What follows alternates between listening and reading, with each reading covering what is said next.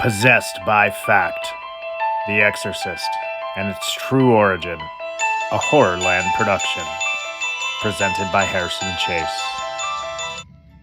Do you like to be scared? Are you fascinated by things that go bump in the night? If so, you've stumbled down the right dark alley. Welcome to Horrorland. I'm your host, Harrison Chase. Tonight we'll be examining The Exorcist and its often purported true origins. The seminal horror masterpiece that scared the bejesus out of skeptics and believers alike for over 50 years.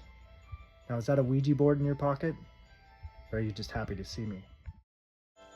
In 1973, director William Friedkin brought The Exorcist to life on the big screen, adapted from William Peter Blatty's 1971 best-selling novel. The story follows young Regan MacNeil, possessed by a malevolent spirit, and the two Catholic priests who risk everything to save her soul. With its groundbreaking effects and gut-wrenching imagery, the film became an instant cultural phenomenon, cementing its place as one of the most iconic horror films of all time. But what if I told you that the true origins of this story lie not in Hollywood, but in a small Maryland town in 1949? The real inspiration for The Exorcist is a mysterious case of one Roland Doe, or Roland Hunkeler, as he's believed to be named, a young boy whose alleged possession left priests and skeptics alike struggling to explain what they witnessed. Roland's ordeal began with peculiar scratching noises in his grandmother's home, sounds that defied explanation. Soon, the disturbances escalated. Objects moved on their own, his mattress shook violently, and strange marks appeared on his body. Desperate, Roland's family sought the help of Jesuit priests and thus began a harrowing series of exorcisms. Speaking of harrowing, aren't you glad we dropped the theme music? According to Father Raymond J. Bishop's diary, a priest involved in the exorcism, Roland exhibited behaviors that defied logic, speaking in guttural voices, reacting violently to sacred objects, and even levitating. At one point, the word hell reportedly appeared scratched into his chest. These chilling accounts culminated in a final exorcism on April 18, 1949, when Roland suddenly declared, "He's gone." The priest believed St. Michael had intervened to cast out the demon. Roland reportedly went on to live a normal life. But the questions lingered. Was it a case of true possession, or something else entirely?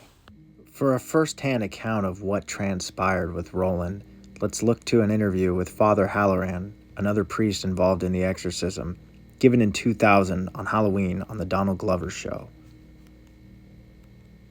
So you had mentioned. Now, have you seen the movie The Exorcist? I saw the movie that Blatty put out shortly after it issued. I imagine that's fairly distant from your actual experiences. Well, it seemed to me that what the author did is he'd take incidents that occurred in the actual case, and then he'd doctor them up or change them to bring about something scary, I guess.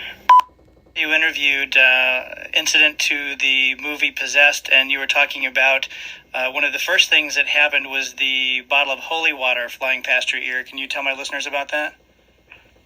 Well, I was just kneeling there, reciting the prayers of using the rite of exorcism, and all of a sudden this bottle flew past my head.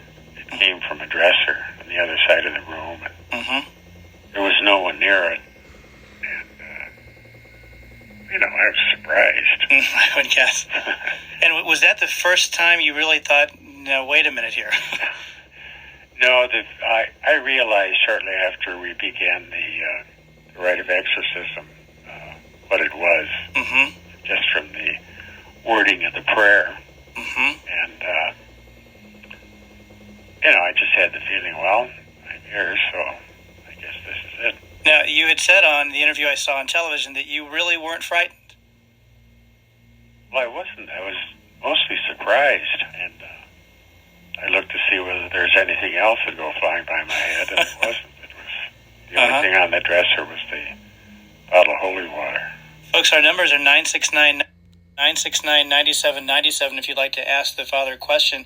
Father, some of the things from the movie that, correct me if I'm wrong, that you do corroborate happened, the letters appearing on the boy's body? Yes. And those spelled out hell, if I'm not mistaken. One of them did. And for the most part, they were long striations. Mm-hmm. It's kind of like the reaction of getting stuck with a thorn. Mm-hmm. They raise up and formed a welt. How about the voice, the classic voice that we're so used to from The Exorcist and all of the other movies like this? Was that happening at the time? The only thing that I noticed is that sometimes the little boy would try to speak in a deep voice, and it would be evident to anyone that it was not really a deep voice. It was, a little child's attempt at trying to imitate one. In other words, it wasn't, the voice of the evil spirit or anything like that. It was. So the supernatural wounds were corroborated by a first-hand witness, who also recounted that the voice was clearly a put-on. So what really happened with Roland Doe? Fact, fiction, or somewhere in between? Roland's mystifying affliction was reported by the Washington Post that ran an article headlined, "Priest Frees Mount Rainier Boy Reported Held in Devil's Grip." Later, this case caught the attention of William Peter Blatty, a Georgetown University student who stumbled upon the story and used it as inspiration for his titular novel. Blatty saw it as more than a supernatural mystery. To him, it was evidence of a spiritual battle, a theme he explored in his novel and its cinematic adaptation. Blatty's novel transcends horror. It's a visceral confrontation of the struggle between faith and doubt, good and evil, reason and mysticism, the profane and the divine. But when it hit the big screen, The Exorcist sparked intense reactions. Why was that? I'm not going back in there. I have a friend in there alone, and I don't want to leave her in there alone. I'm not standing here shaking for nothing. How about you? It's very, very real. I don't like it. I want to go home. I want to see if it's going to make me throw up. Man, that is one of the most grossest movies in the world. I ain't never took my coat and hood over my face like that. I thought it was very powerful. It just turned my mind. Terrible. But I just found it really horrible. I just had to come out. I couldn't take it more. People are extremely depressed. But the film's legacy goes beyond its on-screen scares. The making of The Exorcist was almost as eerie as the film itself. Fires destroyed the set except for Reagan's bedroom. Actors sustained injuries, and several people connected to the production died under mysterious circumstances. These events gave rise to rumors of a curse, adding to the film's dark mystique and imbuing it with a sense of tangible danger. The Catholic Church also weighed in, with some members praising its portrayal of the fight against evil and others criticizing its inaccuracies and sensationalism. Theologians debated its depiction of exorcism, questioning whether it deepened faith or distorted it. Released during a period of societal transition, The Exorcist reflected the tension between America's traditional religious roots and a growing secular scientific worldview. In a world still grappling with Cold War anxieties, the film resonated deeply, confronting audiences with their own fears of the unknown. The Exorcist also broke box office records and became the first horror film to receive a Best Picture nomination at the Academy Awards. Its visceral horror and theological themes forced audiences to grapple with questions about the nature of evil, the limits of science, and the fragility of faith. But The Exorcist wasn't just a movie. It became a cultural phenomenon. The film inspired an entire industry of horror merchandise, including toys, t-shirts, and posters. Its iconic imagery, like Reagan's grotesque, possessed face, became a fixture in pop culture. Sequels, prequels, and even a television series extended the story, though none quite captured the raw terror of the original. From Halloween costumes to parodies in shows like Saturday Night Live, The Exorcist left an indelible mark on pop culture, proving that horror could transcend the screen and enter the zeitgeist. So no matter what side of the theological aisle you find yourself on, The Exorcist remains a masterpiece.